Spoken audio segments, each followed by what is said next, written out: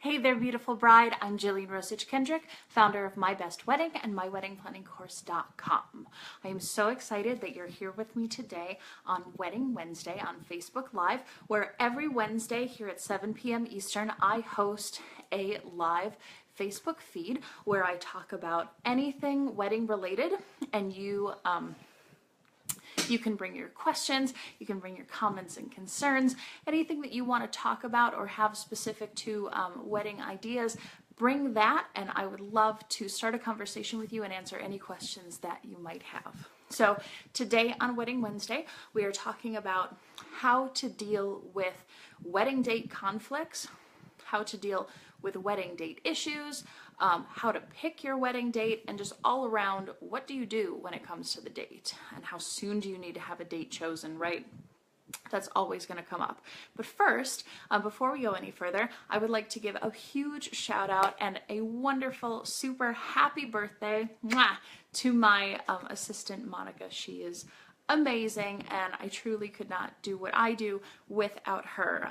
Anytime that you see like the Facebook Live reminders or any of the really pretty stuff, all of like the blog post images, she does all of that. All of the pretty stuff is all her, and all of the planning and technical stuff is me. So she's amazing, and today is her birthday. So happy birthday, Monica. I hope for your sake that you are not watching this and you are off having an amazing day. So we're talking about wedding planning.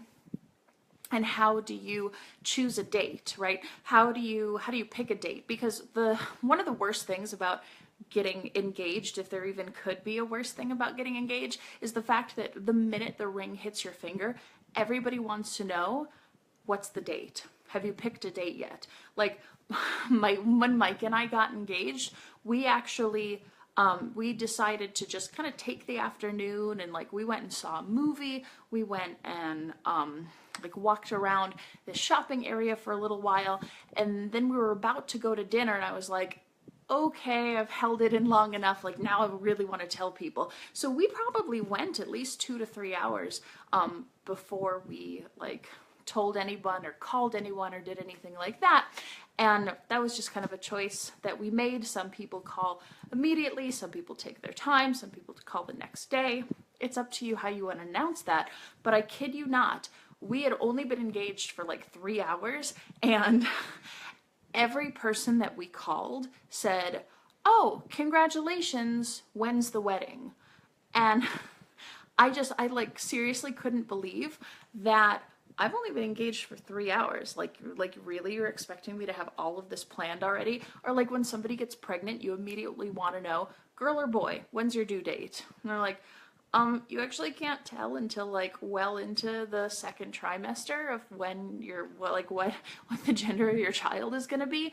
Just like wedding planning, you're not going to have a date for weeks, if not months, maybe, depending on how long you're going to be engaged. So know that question is coming. It will come your way, no matter what you do. Even if you call people up and you say, hi, auntie, I just got engaged, I don't have a date yet, she will say, oh, that's wonderful, congratulations, when's your wedding date? And I say that comically, of course, but it really is true that so many people, like, that's just kind of their gut reaction. So know that that's coming, and just be prepared for it and be ready to say, hey, we don't have a wedding date yet, but when we do, I'll be sure to let you know. And how do you choose a wedding date, and what are the kind of conflicts that are going to come up with choosing your wedding date? Well, there's lots of stuff that go on for sure. Like when Mike and I got engaged and we were planning our wedding, we initially chose the weekend closest to our original dating anniversary, which was April 24th, and we chose a date similar or close to that. There were some conflicts. When you get married in the spring, there are conflicts because of like Easter and Passover and other holidays that happen, so you might want to just be aware of that you're going to have holidays and crossover and whatnot that you need to schedule around. But we ended up picking our date, And thank goodness we hadn't even put the deposit in or anything, because no sooner had we chosen our date than my sister called me up and said, hey, I can't do that date because my friend is getting married the day after that. And she's in that wedding, and she was going to be in my wedding, and my wedding was in Florida, her wedding was in Pennsylvania. So we had all sorts of like travel issues and scheduling issues there, and so I was, of course, like naturally, nothing towards her friend who was getting married at all, but I was pissed. I was so mad that this is my wedding, this is my day, and I can't have the day that I want because of somebody else. Not because of me, not because of him, not because of anybody else, but because of someone that I like barely know. I was so mad. So you're gonna come up with conflict like that and have issues like that, and really, when things like that happen, what are your options?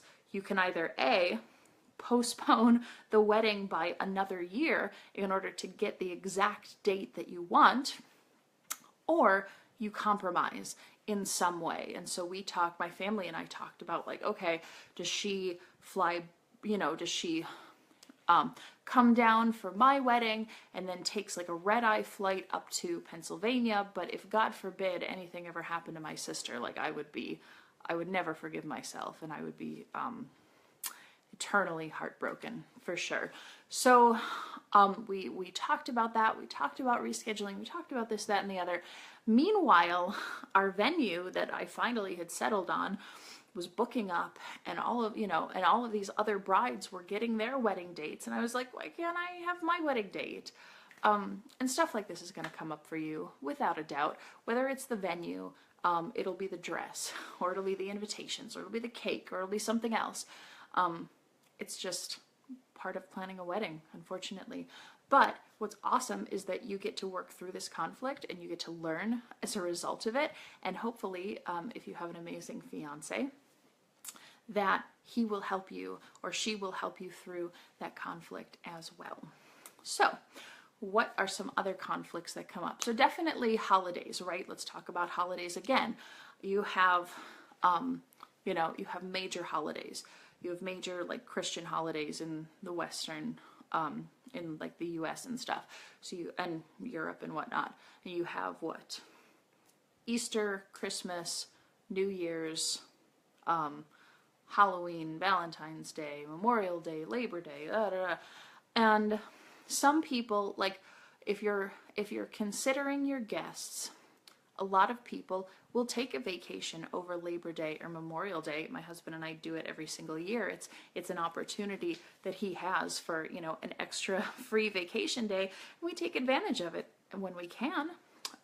So know that people may or may not want to necessarily give up their vacation to come to your wedding, but maybe they would. Like, one of my girlfriends actually turned coming to our wedding into their family vacation for the year. So they were able to sort of schedule around that and figure it out.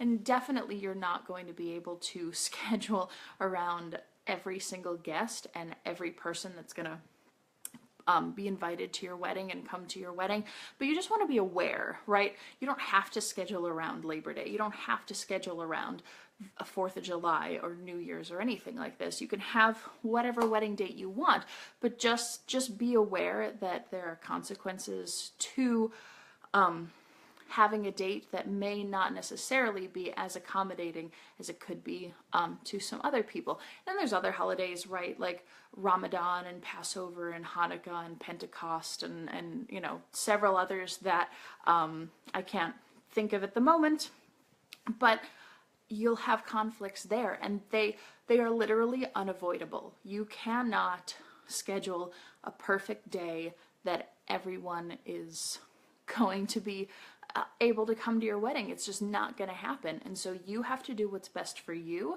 and those who are available and want to support you and love you and come to your wedding will be there, and we'll make it happen, and we'll make adjustments to their schedule as well. So I'm not telling you all of this to stress you out, although believe me, I totally know what you're going through. And when I was planning my wedding, I was completely freaked out. Like, what if we choose this day, and what if we choose that day, and we could get married, but that's Palm Sunday, and I can't, and then I have several family members who are very religious and who want to go to church on every single major and minor holiday, and who fast, and who don't eat meat on Fridays, and you have all of these different things. But again, just be conscious of it. You're not going to be able to accommodate every single person that you've ever met in your life. Just do your best to choose the best possible day within your time range, within your budget, and on a good day that you want, that's right for you and right for your fiance, and it will be beautiful.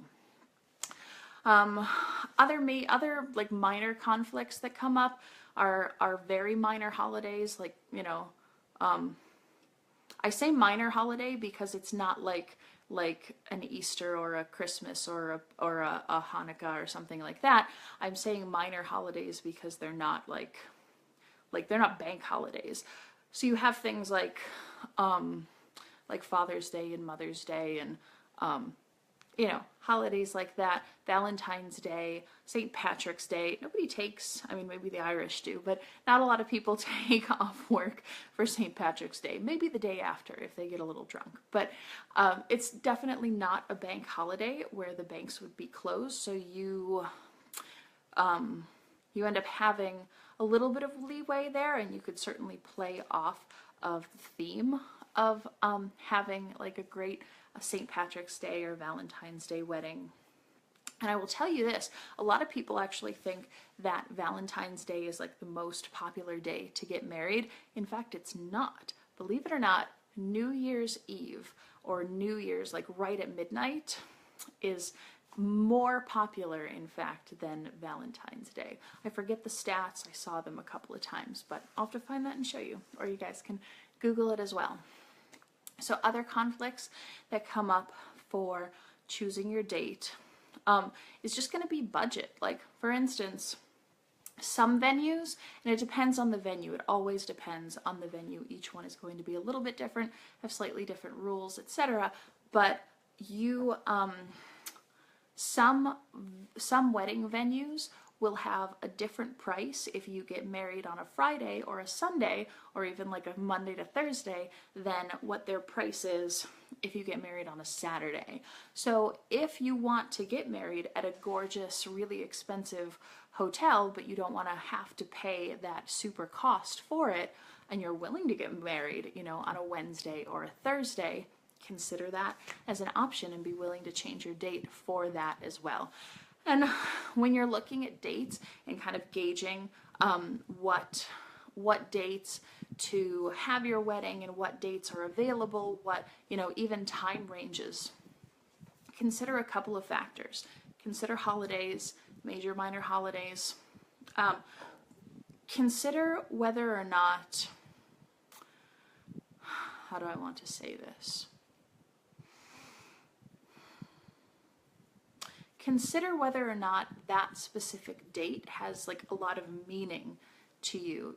Like I said, originally my husband and I had planned to have our wedding on our dating anniversary, April 24th, and because that didn't quite work out, we ended up choosing another date. But at the very least, having that date, having that idea to start with April 24th, gave us a starting place, gave us an opportunity to look and grow and explore from there. Whereas if we would have just opened up a calendar and said, okay, here's 365 days in 1 year, pick one, well, that's pretty hard, obviously pretty hard to do. So definitely consider when you're looking at what day you want to have your wedding, what days are meaningful to you. Do you have a dating anniversary? Do you have like a first kiss anniversary? Maybe your parents' wedding anniversary, or your fiance's parents' wedding anniversary. Or I actually didn't know this at the time, but when Mike and I got engaged, it was actually my grandmother's birthday. And that was very special to me as well. So you can do different things like that to, honor different people or honor milestones in your life as well when you're choosing your wedding date. So I hope you enjoyed that. Please join me next week right here on Facebook Live at 7 p.m. Eastern for Wedding Wednesday, and I will see you then. Until then, blessings to you. Have a tremendous week, and I will see you very, very soon. Be sure to check out the myweddingplanningcourse.com blog, and I'm going to be changing the website a little bit as well. And if you haven't taken the Getting Started quiz, go ahead and go to myweddingplanningcourse.com, and it's right there at the top of the page. And that page, that quiz will actually walk you through step by step on what the most important category for your wedding planning is. Do you want to allocate more funds towards your dress, or towards the food, or towards the venue, or towards photography, or towards the honeymoon? Well, this quiz will actually walk you through all of that and tell you where to allocate your funds. So I hope you enjoy. Take the quiz, and I will see you next week right here on Facebook Live for Wedding Wednesday. Bye, guys.